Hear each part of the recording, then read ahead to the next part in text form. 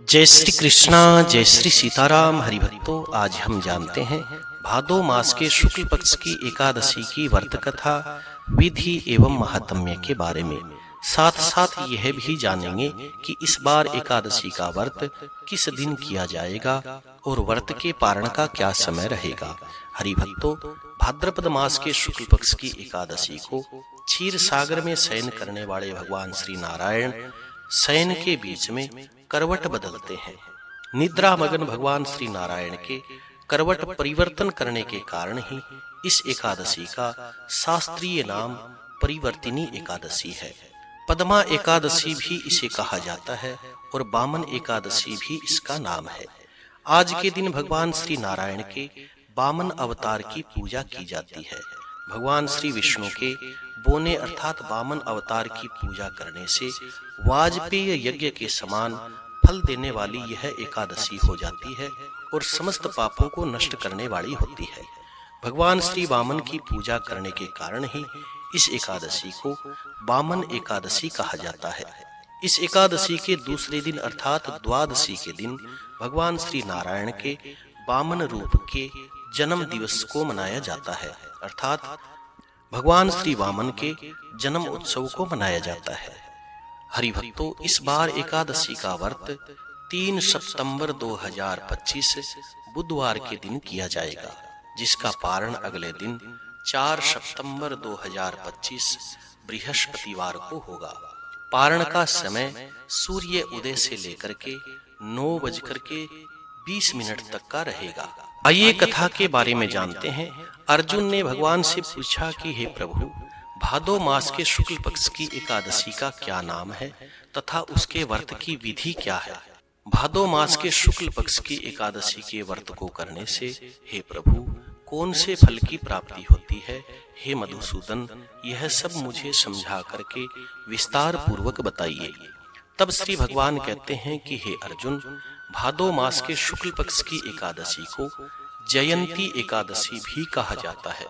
इस एकादशी की कथा को सुनने मात्र से समस्त पापों का नाश हो जाता है और प्राणी स्वर्ग का अधिकारी हो जाता है।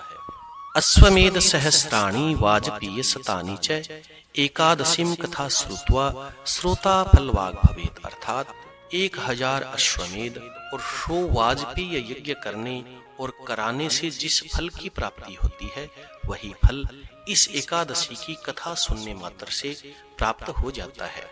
श्री भगवान कहते हैं कि हे अर्जुन, इस जयंती एकादशी की कथा सुनने मात्र से नीच पापियों का भी उद्धार हो जाता है। यदि कोई धर्मपरायण मनुष्य एकादशी के दिन व्रत करते हुए वामन भगवान की या मेरी पूजा करता है तो मैं उसको संसार की पूजा का फल प्रदान करता हूँ। जो मनुष्य मेरी पूजा करता है उसे मेरे लोक की प्राप्ति होती है, इसमें किंचित मात्र भी हे अर्जुन संदेह नहीं। जो मनुष्य इस एकादशी के दिन श्री वामन भगवान का पूजन करता है वह तीनों देवता अर्थात ब्रह्मा विष्णु महेश की पूजा करने का फल प्राप्त कर लेता है। हे अर्जुन, जो मनुष्य इस एकादशी का व्रत करते हैं उन्हें इस संसार में कुछ भी करना और शेष नहीं रह जाता। हे अर्जुन, इस एकादशी के दिन भगवान श्री नारायण विष्णु करवट बदलते हैं, इसी कारण इस एकादशी को परिवर्तिनी एकादशी कहा जाता है। इस पर आश्चर्यचकित होकर के अर्जुन पूछते हैं कि हे प्रभु, आपके वचनों को सुनकर के मैं भ्रम में पड़ गया हूँ कि आप किस प्रकार तो सोते हैं तथा करवट बदलते हैं। आपने बलि को क्यों बांधा था और वामन रूप धारण करके आपने कौन कौन सी लीलाएं करी। चतुर्मास्य व्रत की विधि क्या है तथा आपके शयन करने से मनुष्य का क्या कर्तव्य है, मनुष्य को क्या करना चाहिए, यह मुझे आप विस्तार पूर्वक बताइए। तब श्री भगवान कहते हैं कि हे अर्जुन, अब तुम पापों को नष्ट करने वाली इस कथा को श्रवण करो। त्रेता युग में बलि नाम का एक दानव था।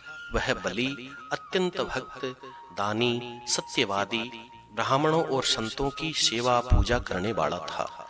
वह सदैव यज्ञ तप आदि किया करता था। राजा बलि अपनी इसी भक्ति के प्रभाव से स्वर्ग में इंद्र के स्थान पर राज्य करने लगे। इंद्र तथा अन्य देवता इस बात को सहन नहीं कर सके और भगवान श्री नारायण के पास जाकर के प्रार्थना करने लगे। अंत में भगवान श्री नारायण ने वामन का रूप धारण किया और तेजस्वी ब्राह्मण बालक का रूप लेकर के राजा बलि को जीत लिया। इस पर अर्जुन ने पूछा कि हे जनार्दन, आपने वामन का रूप धारण करके उस बलि को किस प्रकार से बांधा, जीता, यह सब मुझे आप विस्तार पूर्वक समझाइए।